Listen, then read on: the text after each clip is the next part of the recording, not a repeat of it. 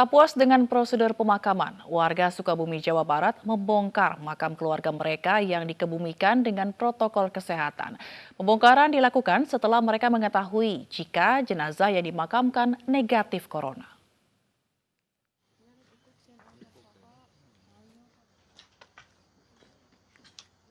Warga Pamuruyan, Kecamatan Cibadak, Sukabumi membongkar makam Eha Juleha yang dikebumikan pertengahan Mei lalu. Pembongkaran makam setelah keluarga mendapat hasil pemeriksaan almarhum yang ternyata negatif corona. 19 Mei lalu, Eha Juleha dimakamkan dengan protokol kesehatan karena berstatus pasien PDP COVID-19. Keluarga membongkar makam agar jenazah bisa dikebumikan secara sempurna sesuai tuntutan agama.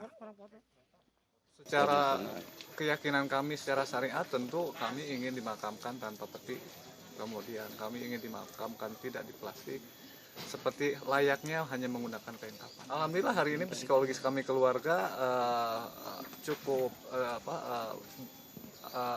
terbuka, ikhlas dengan kejadian ini dan tentu ini berkat kerjasama yang baik antara kami keluarga dengan pihak-pihak terkait.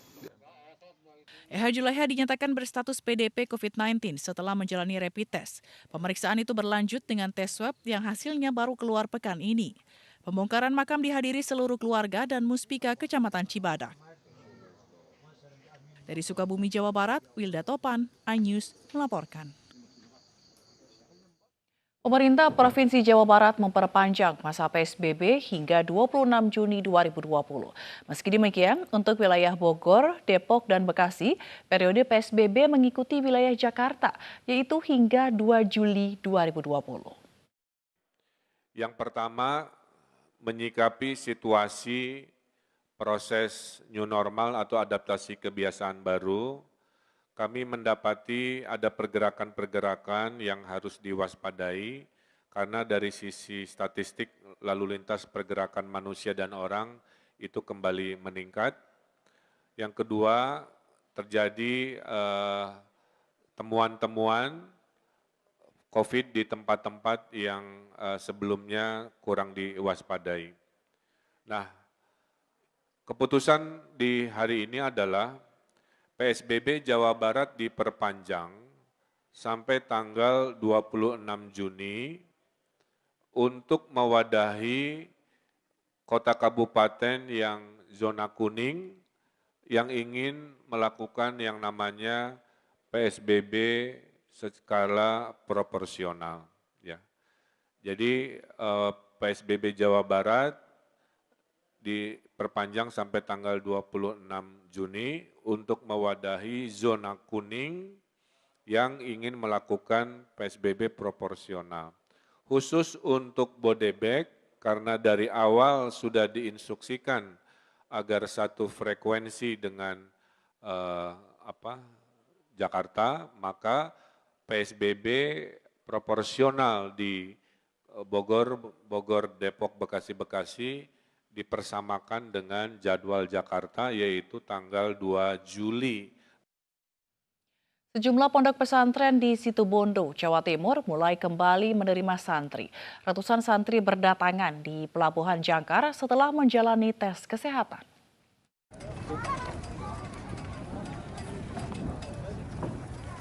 Puluhan warga dan santri dari sejumlah pulau di sekitar Pulau Madura mulai berdatangan di Pelabuhan Jangkar, Situbondo.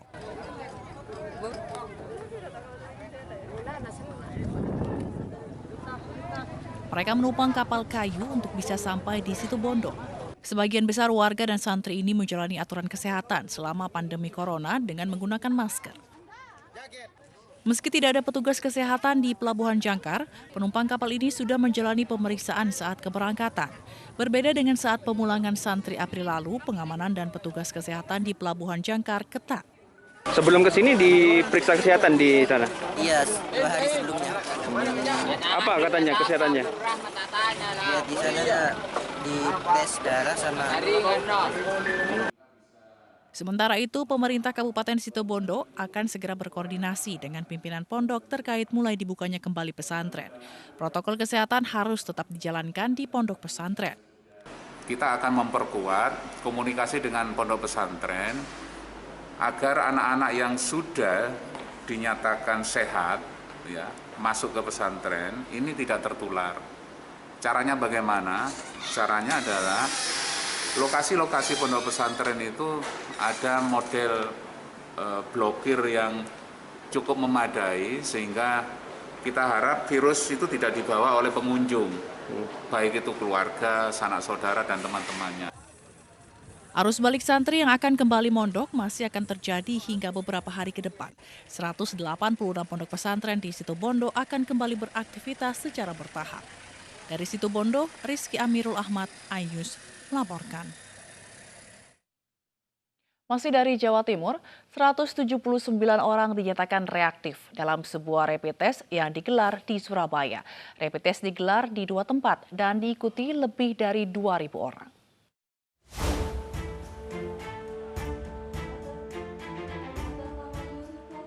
Dari 2.035 orang yang menjalani rapid test oleh Badan Intelijen Negara dan Pemkot Surabaya, Jawa Timur, 179 orang dinyatakan reaktif. Tes digelar di 2 tempat, yakni Gedung Juang 45 serta halaman Plaza Marina, Surabaya. Selain tenaga medis, rapid test massal juga didukung oleh analis dan dilengkapi dengan mobil laboratorium COVID-19. Tes digelar karena tingginya jumlah kasus positif corona di Surabaya.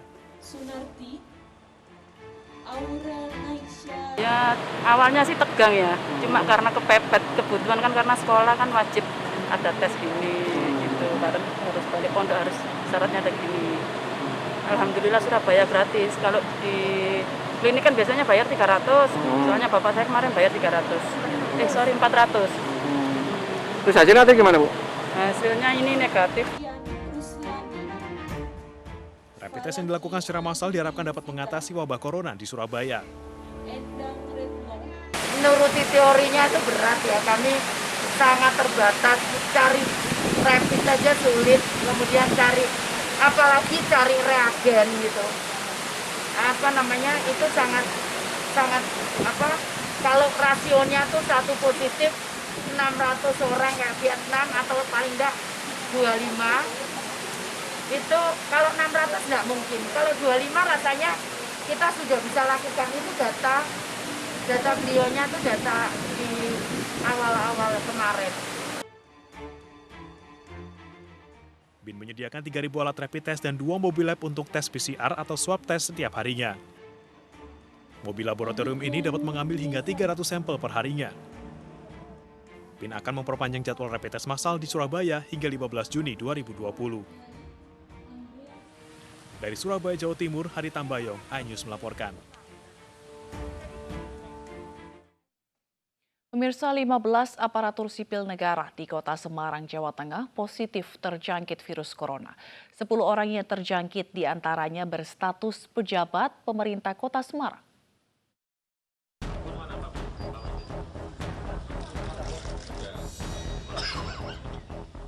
Dari hasil swab tes massal yang digelar untuk ASN di lingkungan pemerintah Kota Semarang, 20 orang dinyatakan positif.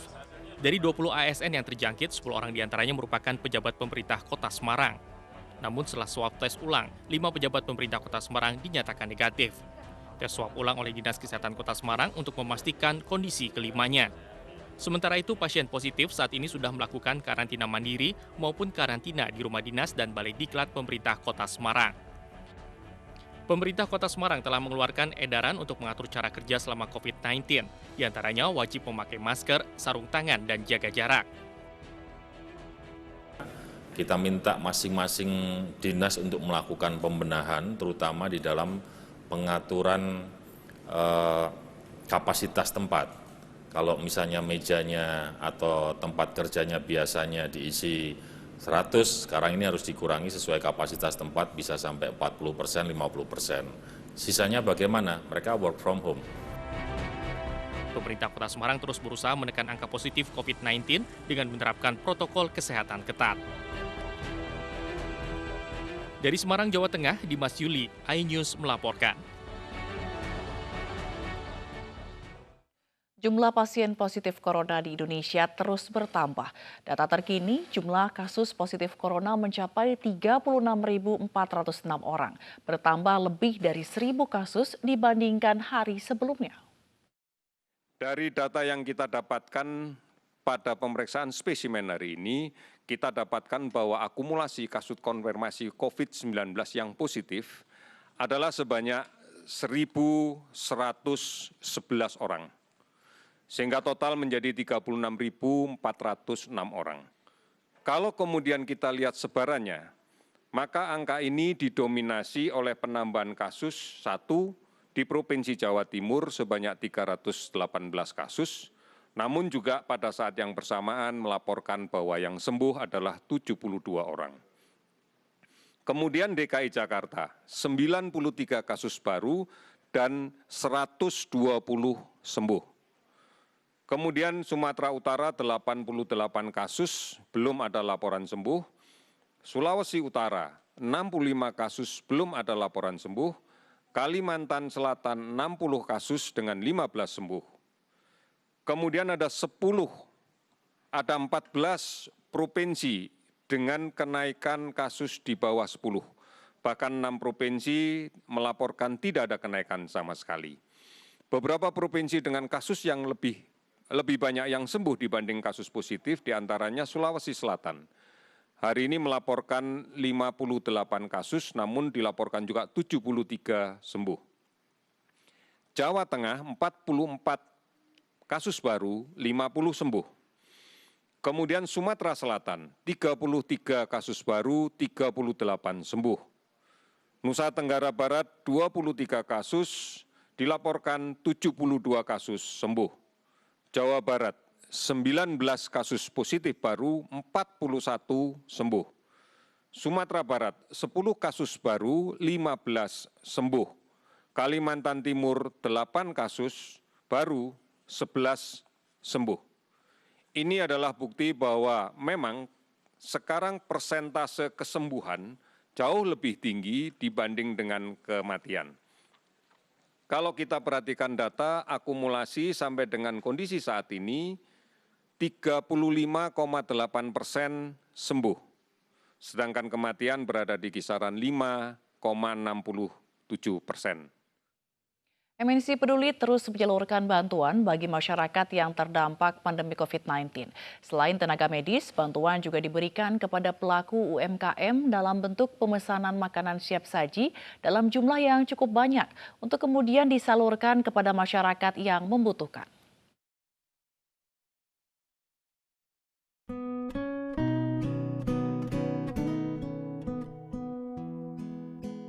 Tiga bulan lebih para pelaku UMKM dipaksa harus bertahan di tengah pandemi COVID-19. Tak terkecuali Tanjung. Pelaku UMKM sektor kuliner ini nyaris gulung tikar sejak COVID-19 merebak di Indonesia. Pendapatannya merosot hingga 80%. Kini memasuki masa PSBB transisi, usaha Tanjung mulai menggeliat kembali. Apalagi saat MNC Peduli dan PT Produser Pangan Asia ikut berperan menyelamatkan usaha Tanjung dengan memesan ratusan makanan siap saji yang akan disalurkan bagi masyarakat yang terdampak pandemi COVID-19. Alhamdulillah sekarang sudah new normal ya, balik lagi ke semula. Alhamdulillah MNC juga memberikan kita orderan, itu makin kita semangat lagi untuk berdagang lagi. Jadi kita menggalang dana untuk memberikan kepada pelaku UMKM F&B yang mereka akan pakai untuk produksi makanan siap saji yang kita salurkan ke rumah sakit, ke panti jompo, ke panti asuhan, dan masyarakat yang membutuhkan. Ratusan nasi kotak akan disalurkan ke beberapa rumah sakit. Salah satunya diberikan untuk tenaga medis yang bertugas di Rumah Sakit Kanker Darmais. Terima kasih banyak atas donasi dari MNC Peduli.